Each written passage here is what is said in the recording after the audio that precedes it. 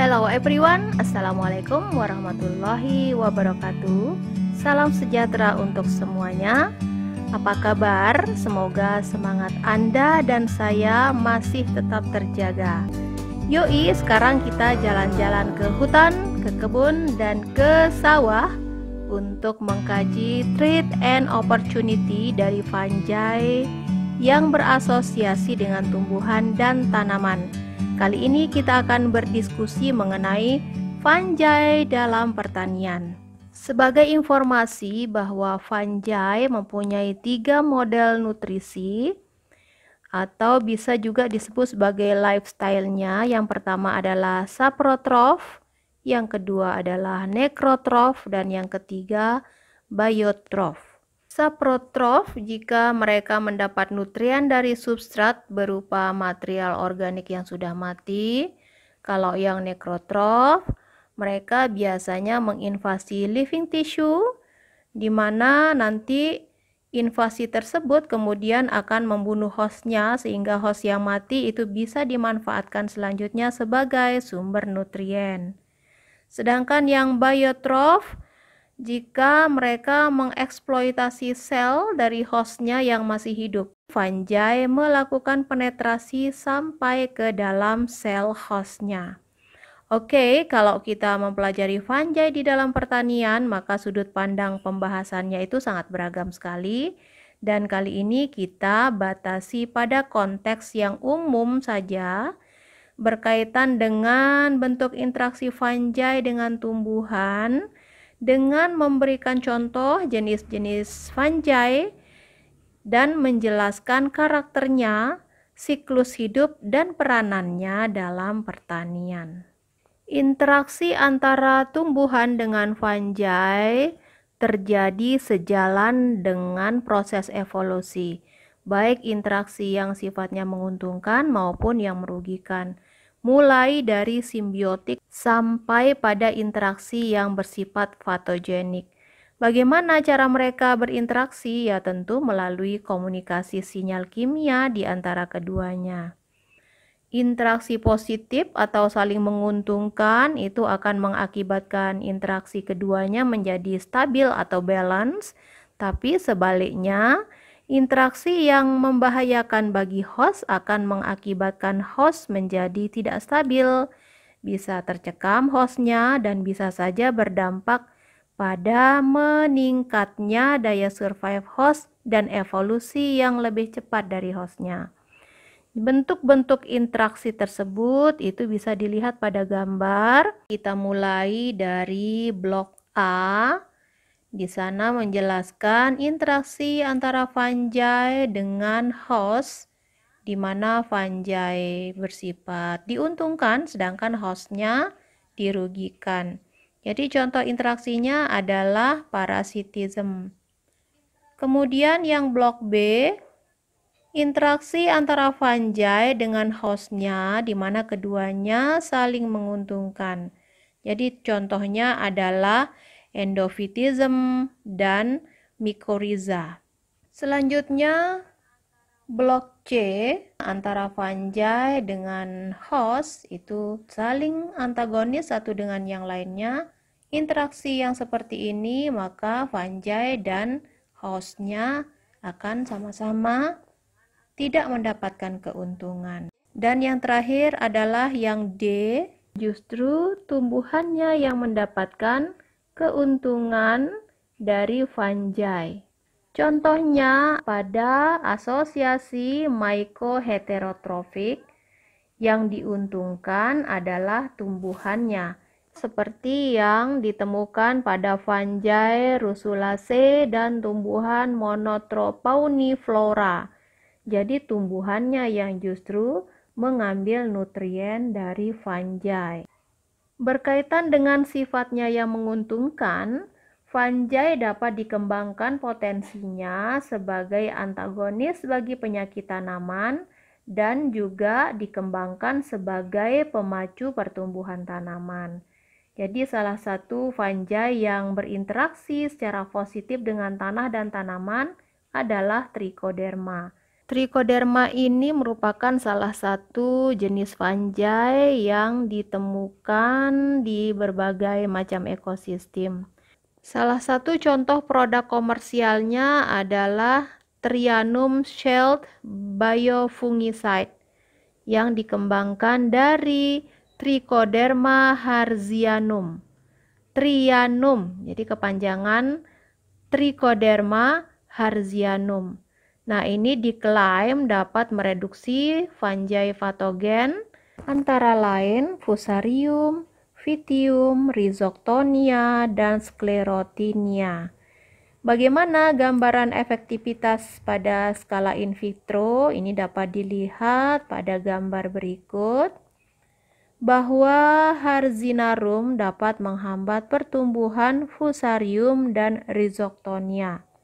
Kalau melihat gambar ini atau foto ini sudah mengerti ya, jadi ini adalah uji antagonis antara dua fungi. Nah, ini biasa kita lakukan di laboratorium. Selain mempunyai potensi antagonistik yang tinggi, combat dengan phytopatogenik fungi, beberapa spesies Trichoderma juga dapat berinteraksi langsung dengan akar, meningkatkan pertumbuhan tanaman dengan membantu penyerapan nutrien, dan meningkatkan toleransi tanaman terhadap stres abiotik, misalnya cekaman kering. Oke, sebenarnya faktor apa sih yang dapat menyebabkan munculnya penyakit? Coba lihat gambar ini adalah model konseptual disease severity atau tingkat kejadian penyakit atau tingkat keganasan penyakit dipengaruhi oleh 3 faktor. Yang pertama adalah lingkungan, yang kedua adalah host, dan ketiga adalah patogen itu sendiri. Jadi ada host, ada patogen, tapi lingkungan tidak memungkinkan, maka penyakit tidak dapat terjadi. Ada lingkungan yang memungkinkan, ada host tapi tidak ada patogennya, juga penyakit tidak dapat terjadi. Ada host, ada lingkungan yang memungkinkan untuk terjadinya penyakit, juga ada patogen, tapi jika patogennya jumlah populasinya sedikit atau belum mencapai quorum, maka penyakit juga belum bisa terjadi. Apalagi tidak ada hostnya, apanya yang mau diinfeksi, kira-kira seperti itu. Oke, mungkin perlu penjelasan secara imajiner. Kita gambar triangle-nya. Posisi di sini ada patogen dan di sini ada lingkungan. Maka peluang terjadinya penyakit adalah sebagai akibat interaksi antara ketiganya. Jadi lingkungan yang sesuai untuk perkembangan penyakit, kita imajinasikan seluas lingkaran ini yang memberikan situasi nyaman terhadap virulensi patogen, serta ada host yang susceptible atau rentan, maka kemungkinan terjadinya penyakit ada di overlap ketiga lingkaran ini. Nah, kalau kita bisa buat simulasi imajinernya seperti ini, don't forget bahwa patogen harus cukup banyak jumlah populasinya atau mencapai jumlah yang quorum baru bisa menimbulkan penyakit. Nah, bisa buka dan pelajari videonya di teman belajar Hidayati Ernin mengenai quorum sensing. Lalu bagaimana sebenarnya siklus penyakit yang melibatkan inang dan lingkungan? Bisa dijelaskan dengan sederhana bahwa meskipun tidak ada insiden penyakit, tapi kemungkinan di lingkungan bisa saja terdapat bibit penyakit yang sedang dorman. Satu atau beberapa faktor biotik dan abiotik itu bisa membantu penyebarannya ke host target, lalu spor fungi-nya akan mengalami germinasi atau perkecambahan dan melakukan penetrasi ke bagian jaringan host sehingga nanti bisa leluasa menginfeksi. Pada jaringan host nanti mereka akan tumbuh dan berkembang menandakan bahwa mereka sudah dapat akses dan kenyamanan. Karena mereka menimbulkan sakit, bahkan kematian pada hostnya, maka ketika hostnya sudah merana bahkan mati, maka kondisi seperti ini malah mengakibatkan patogen akan merasa tidak nyaman sehingga mereka berusaha untuk mencari individu atau host baru untuk diinfeksi. Kalau tidak bertemu dengan host bagaimana? Atau kondisi lingkungan tidak memungkinkan, maka mereka akan dorman kembali sambil menunggu favorable condition untuk melanjutkan siklus hidupnya. Untuk menjelaskan gambaran awal bagaimana mekanisme infeksi kira-kira seperti ini. Ini sebagai sel host. Jika ada Conidia di sini dan menemukan kondisi lingkungan yang memicunya untuk germinasi, maka Conidia akan mulai germinasi dan membentuk apresorium, yaitu struktur infektif yang terbentuk dari conidial germ tube atau tabung kecambah. Sementara itu, sitoplasma dan organel sel epidermis hostnya akan terdesak. And then dari sini akan terbentuk pemanjangan dan mulai terjadi penetrasi ke bagian dermis, ke sini. Oke, kemudian tahap selanjutnya itu akan terbentuk haustorium. Jadi ingat bahwa haustorium ini berfungsi sebagai penyerap air dan nutrien. Pembentukan haustorium terjadi secara bertahap mulai dari young haustorium sampai mature.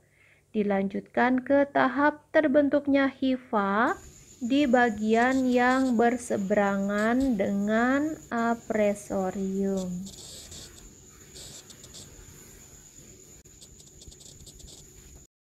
Coba kita pelajari yang terjadi di alam, triangle antara fungi patogen dan pohon pinus, di mana lingkungan memberikan pesan kepada kita bahwa climate change atau perubahan iklim akan berpengaruh pada kesehatan biotik baik secara langsung maupun tidak langsung. Misalnya dampak climate change terhadap populasi pinus, so pasti berarti juga berdampak pada kesehatan dan keseimbangan biotik secara keseluruhan pada ekosistem hutan tersebut.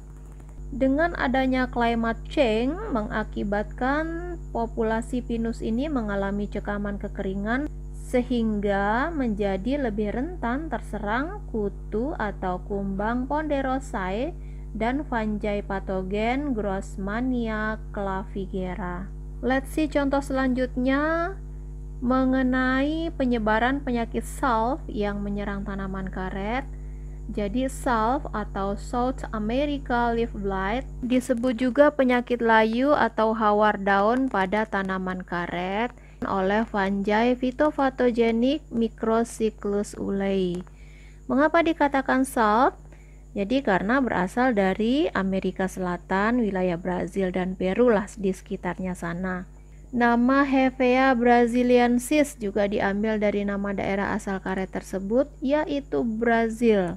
Jadi karena kondisi lingkungan iklim yang tropis mirip dengan Brazil, maka tanaman karet juga bisa tumbuh dengan baik di Indonesia. Bahkan karet kan merupakan tanaman perkebunan yang andalan ya, sebagai sumber devisa Indonesia. Microcyclus ulei ini dapat menyerang bagian tanaman seperti daun, bunga, dan buahnya.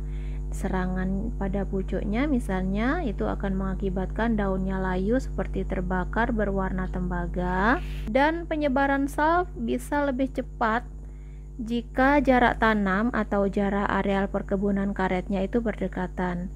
Salah satu solusi manajemen untuk memutus rantai penyebarannya itu bisa dengan menanam varietas karet yang tahan atau resisten salv. Nah, ini adalah hipotesis life cycle Microcyclus ulei. Kita mulai dari sini yang bagian A. Bagian A menunjukkan asexual morph atau siklus anamorph. Terlihat dengan adanya conidiogenous cell dengan berbagai tahap pembentukan conidia. Kalau pada sexual morph atau teleomorfnya ini dihasilkan ascospora.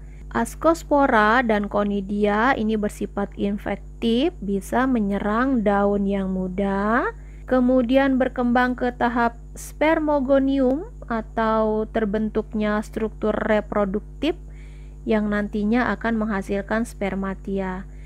Ini kelihatan ada lesi atau luka pada daun tua yang menunjukkan spermogoniumnya ada di sini, dan berkembang lagi membentuk pseudothesia.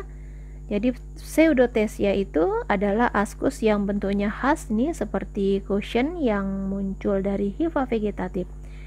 Dan dalam pseudothesia menghasilkan ascospor. Ascospor dan conidia yang terbentuk kemudian bersiklus kembali menginfeksi daun muda. Kita lihat klasifikasi Microciclus ulei ternyata mempunyai banyak scientific name. Artinya apa? Bahwa objek yang sama pada awalnya dikira sesuatu yang berbeda karena kemungkinan ditemukan oleh peneliti lain pada lokasi yang berbeda juga, dan satu dengan yang lainnya itu belum saling konfirmasi. Tapi untuk selanjutnya ini lebih disarankan menggunakan nama Pseudocercospora ulei. Nah, itu tadi penyakit pada tanaman karet. Kemudian satu lagi yang tidak kalah ganas adalah fungi phytophagocytic Colletotrichum. Banyak jenis hostnya Colletotrichum ini dan cepat sekali menyebar juga. Ini beberapa gambar komoditi yang diserang oleh Colletotrichum dan bentuk lesi atau lukanya atau antraknosanya ini bisa dilihat pada gambar. Fungi ini termasuk salah satu yang sangat cerdas, jadi mampu menjalankan berbagai lifestyle untuk mempertahankan eksistensinya, misalnya biotroph, necrotroph, endofit, kemudian quiescent atau laten dan lain-lain. That's why mereka sulit dibasmi. Tidak boleh pakai istilah basmi ya, terlalu kejam. Ganti istilahnya dengan dikendalikan. Oke. Sekarang langsung kita lihat siklus hidupnya. Nah, ini jelas gambarnya. Coba kita mulai dari spora seksual dan aseksual. Spora dorman yang ada di lingkungan, jika lingkungannya memberikan kesempatan yang baik untuk bertemu host dan berkecambah, maka fase awal siklus hidupnya dimulai dari sini. Spora bergerminasi, membentuk apresorium, dan penetrasi ke sel hostnya, membentuk haustorium. Adanya tanda-tanda antraknose atau luka atau kerusakan pada jaringan host ini menandakan fungi itu sudah berhasil menginvasi jaringan atau organ hostnya. And then mereka lanjut ke fase seksual dengan terbentuknya acervulus atau fruiting body aseksual seperti ini, dan ini sebagai pabrik penghasil spora aseksual conidiospor. Tapi jika kondisi lingkungan kurang menguntungkan, maka mereka akan tetap berada sembunyi dalam debris tumbuhan atau di tanah. Menyelesaikan siklus hidup seksualnya dengan membentuk aski yang khas. Ini bisa kelihatan kekhasannya, berbentuk botol yang disebut dengan perithecium, dan ini merupakan pabrik penghasil spora seksual yang disebut ascospor.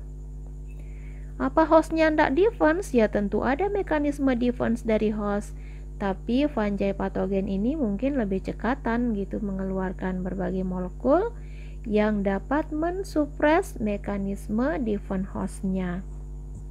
Coba kita lihat klasifikasinya. Di sini ada nama teleomorfnya, Glomerella cingulata.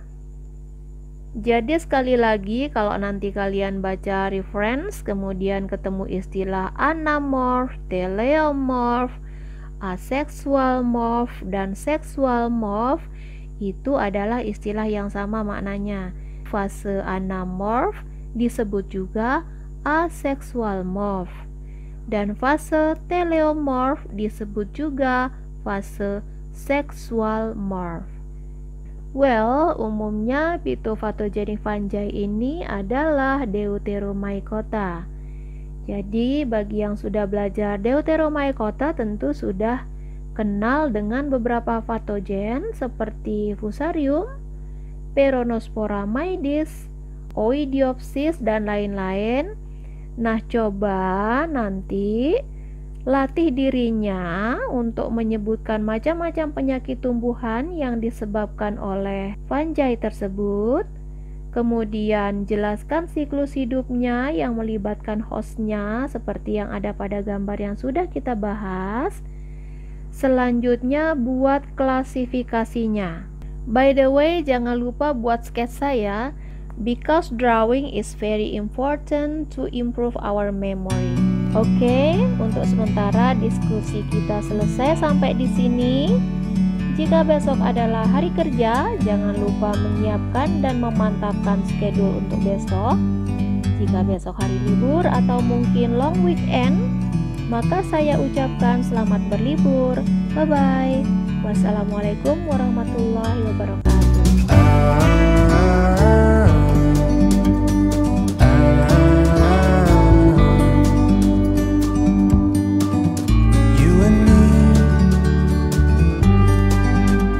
To be in the great outdoors, forever free.